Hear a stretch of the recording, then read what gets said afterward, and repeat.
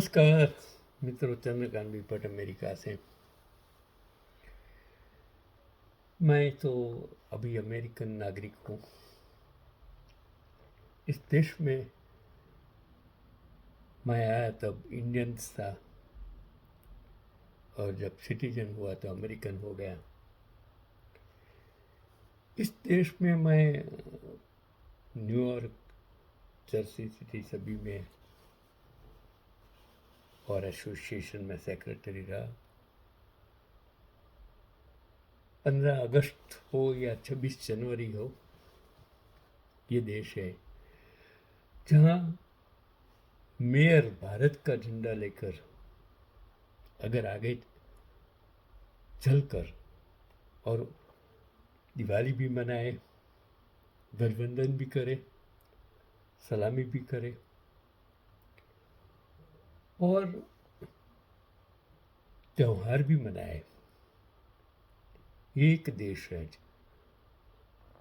और दुनिया के सबसे ताकतवर राष्ट्रपति डोनाल्ड ट्रंप के सामने एक प्रदर्शनकारी ट्रंप और एपिस्टिन की फोटो लेकर खड़ा हो गया, और अमेरिका में एक युवक के सामने एपिस्टिन, डोनाल्ड ट्रंप के सामने एपिस्टिन की फोटो लेकर उनके सामने खड़ा तो हो गया, विरोध किया, नारा लगाया, मगर द व्हाइट हाउस की सरकार ने उसके खिलाफ न देशद्रोह का मुकदमा किया और न छवि खराब करने का आरोप लगाया। यह सब हो रहा है इस देश में, और पूरी दुनिया उसे देखती है। उन्होंने पूरी दुनिया ने देखा। अगर इस देश का मेयर हो या जो भी हो, अगर भारत का झंडा लेकर अगर ध्वजवंदन कर सकता है, और भारत में अभी मैंने जब देखा मुझे शर्म ये आ रही थी कि जिस समिट में, जो ग्लोबल समिट में जिन लड़कों ने रजिस्ट्रेशन किया था, न तो हाथ में वेपन्स था न तो कुछ था, खाली टी शर्ट उठाकर उन्होंने प्रदर्शन किया, वो भारत की छवि धूमिल हो गई, देश की दुनिया में प्रतिष्ठा खराब हो गई,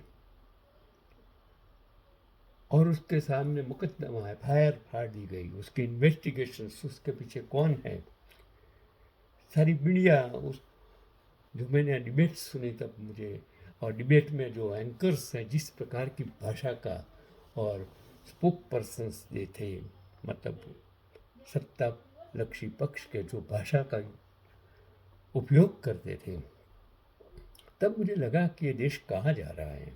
क्या उसे हम लोकशाही कहते हैं कि डराने वाली शाही कहते हैं, क्या कहते हैं? मैं किसी पक्ष का विरोधी नहीं हूँ, कोई व्यक्ति का विरोधी नहीं हूँ, क्योंकि मैं जब यहाँ के नागरिक बन गया तब मैं किसी के बारे में बात तो नहीं कर सकता। लेकिन ये लोकशाही देश है, भारत भी लोकशाही देश है, ये भी लोकशाही देश है। अगर मैं यहाँ इस बात कर सकता हूँ तो वो देश में जहाँ जन्मा, हिंदुस्तान में जन्मा, भारत में बड़ा हुआ, राजकारण को मैंने नज़दीक से, राजकीय नेताओं को मैंने नज़दीक से देखा, हर राजकीय नेताओं के चीफ मिनिस्टर के साथ मैं बैठा, मैं वो राजीव गांधी के साथ मैंने खाना खाया किशोरबाई के काशीराम हॉल में, वो जवाहरलाल नेहरू को मैंने 1962 में हिम्मतनगर में सुना, वो भी एक देश था। चिमन पटेल हो, शंकर सिंह वाघेला हो, सब चीफ मिनिस्टर के साथ, और फिर वो सत्तानशीन लोगों के साथ भी मैंने बैठा है। वो गुजरात का शिक्षा व्यवस्था, जो गरीब बच्चे पढ़ सकते, डॉक्टर बन सकते थे, फीस नहीं थी, वो आज शिक्षण की हालत जो गुजरात की कर दी है। और जो लोग खुद अपने आप को पद्मश्री की डिग्री लेकर कहते हैं कि मेरा एयरपोर्ट पर नाम भारत का रोशन, भारत का नहीं, ये देश जो ऑस्ट्रेलिया हो, कनाडा हो, यूके हो, यहाँ एजुकेशन का महत्व है। पुलिस भी अगर टीचर है तो रिस्पेक्ट करती है, जजिस भी अगर टीचर हो तो रिस्पेक्ट मैंने देखा है। मुझे जो रिस्पेक्ट मिलता था एज ए टीचर वो मैंने देखा है। तो भारत में क्यों ऐसा हो रहा है? किसने ये वैमनस्य फैलाया है? किसने जहर फैलाया है? क्यों जहर फैलाया है? सिर्फ सत्ता के लिए? जरूरी है युवाओं को समझने की।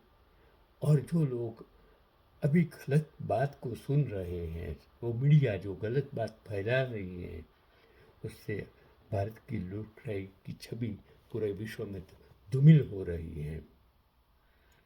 शायद उसे कौन बचाएगा, कौन गांधी जन्मेगा? क्योंकि हर रोज जिस देश में गांधी की हत्या होती है, जिस देश के महात्मा को हर रोज संसद में बैठकर गालियां दी रही हैं, तब ये देश किस तरह बचेगा? लो कहीं किस तरह मैं आप पर छोड़ देता हूँ। यही आज का पैगाम।